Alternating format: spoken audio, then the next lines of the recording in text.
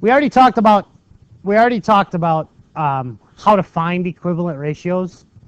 Basically, we're just gonna today is just kind of like a review of that, and it's actually kind of more of a review of the whole thing that we did, except we're putting it all kind of in a table and we're making it more real life with the rates. Finding equivalent ratios is sometimes referred to as scaling up or scaling down. Okay, scaling up means the numbers on the ratio are getting bigger. That would be like when you're multiplying. Scaling down is when the numbers on the ratio are getting smaller, meaning you're getting the numbers are getting a little bit smaller. So for your homework, you got problems that kind of look like this. It says use a table to find ratios equivalent to 3 to 2. So here's what you got to do. You got to make a table. Okay? You're going to be asked to make a table. You don't even have to make this up. Okay? Here, let me actually just get rid of that and show you what my expectations are for your homework. Okay? My expectation is that you're going to make a table. It's going to look like this. Okay? And your first ratio is 3 to 2. Okay? Then I need you to find 3 equivalent ratios. Yes? Oh, you're going to say one. Okay, what's one? 6 to 4. That's fine. That's like times 2 right here, right? That's this column times 2. That's a bad arrow. Wow, awesome. Okay, give me another one. 30 to 20. Okay, you can do that, I guess, if you want. So that's like this column times 10. Okay, give me another one.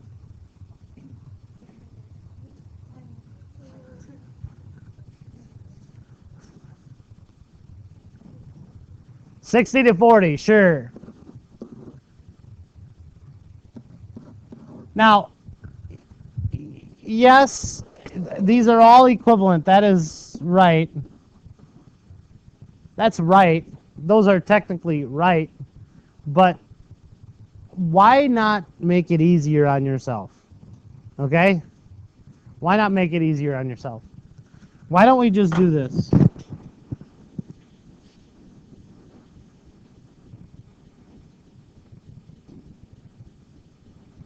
And make it easier for everybody. And why don't we just go like times 2 here, times 3 here, and times 4 here? I mean, you can do whatever you want, but it just makes life easier. So that would mean that this would be like 9 to 6. And this would be 12 to 8. Okay? So like I said, all of the examples you guys gave, great, and they work. No problem. If that's what you want to do, go for it.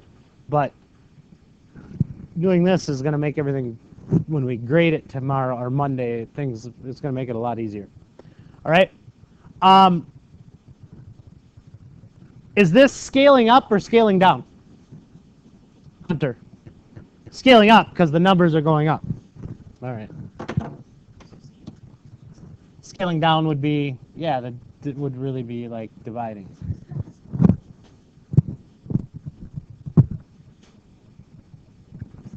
So like, we can do this. Use a table to find equivalent ratios. Okay, so we make a table. I told you, this is easy.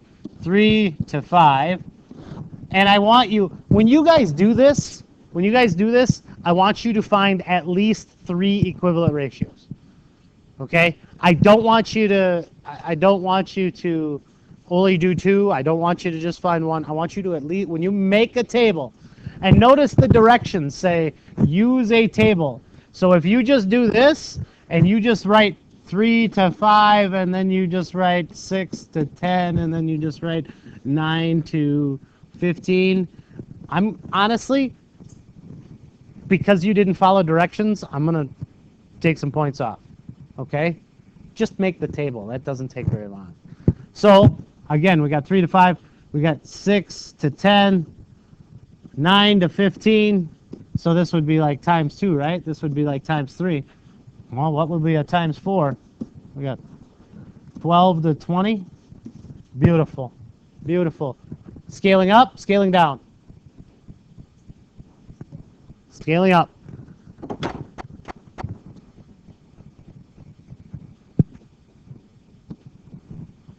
Uh-oh. Look at that. Oh my goodness. Oh my goodness. Yes, you could scale down. So we could do 48 to 36. Now, yes, I know. Like if you guys decided that you wanted to go up, it'd be huge. So why don't we just go divide by 2? Oh, you want to divide by 6? All right, let's divide by 6. Not 16. We'll try again. Divide by 6. We can divide. Look. Again, this is how they're related to fractions. You may divide by any common factor that they have. Okay? It has to be any common factor. You can't just do anything you want. Like if I tried to divide this by 5, it wouldn't work, right? It's not a factor of them. So we want to do a common factor. So divide by 6, you're going to get 9 here, and you're going to get 6 here. 8. Oh, sorry, 8. Jeez. Okay. We could also, if we wanted to, divide by 12. 4 and 3. We could divide by 2. We would get 24 and 18.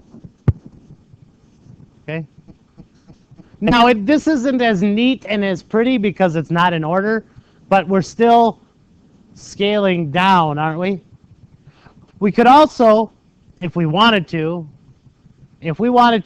we could do a division, and then we could do a multiplication. We could scale down for one, we could scale up for the next, and then we could scale down if we wanted. As long as they're all equivalent, that's all that matters. Okay? Well, then we'd look at it individually. Okay? That one's scaling down, and if I decided to multiply here, this one would be scaling up. Okay? It's just finding one equivalent ratio is deciding whether you're scaling up or scaling down. It just happens to be that all 3 of these are scaling down, and all 3 of the other ones were scaling up. Okay? Just look at each one individually. All right, the second part of this. The second part of this lesson is a little bit more like dealing with things that are in real life.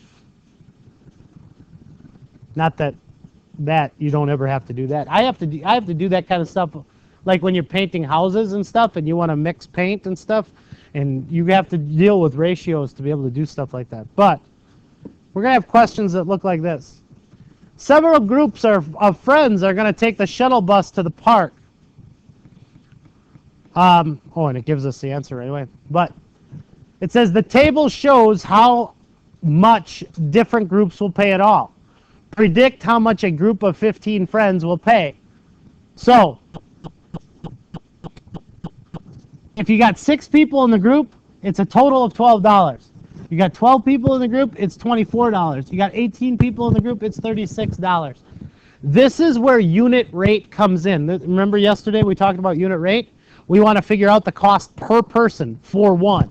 So we can figure out the cost per person using my handy dandy little formula we used yesterday, right? By taking, what was it? Total Oh, that's not a T. Total cost divided by number that we have.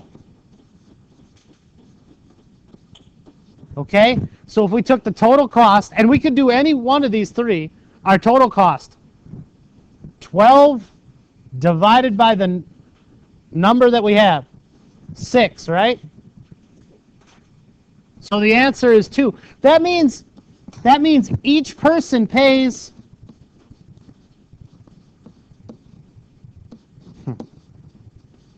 $2, right? Well, what if I got 15 people? What do I have to do? Multiply 15 times 2. Because 15 people, $2 per person. How much does a group of 15 have to pay? $30. Does that fall between their answer right there? The group will pay somewhere between $24 and $36. Oh, okay. There you go. 15 or 30 we said. All right, next.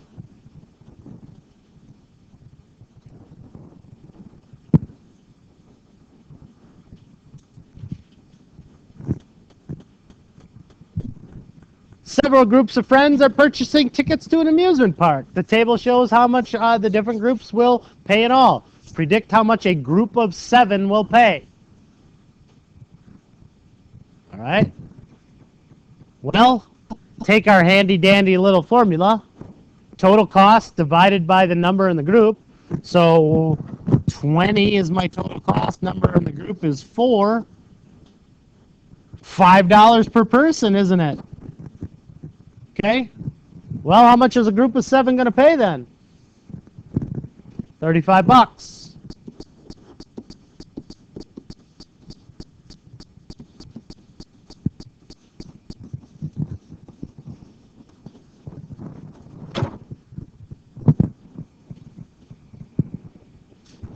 It's not hard, is it?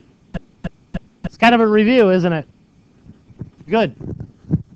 Here's what I want you to do for your homework.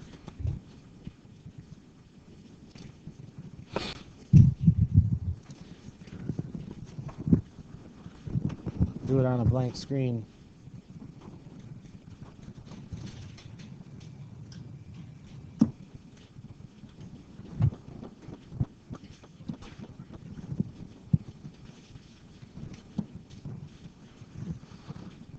Oh, well, I'll just write it up here.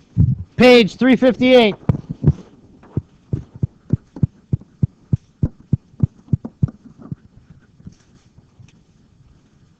Numbers 10 to 32 even.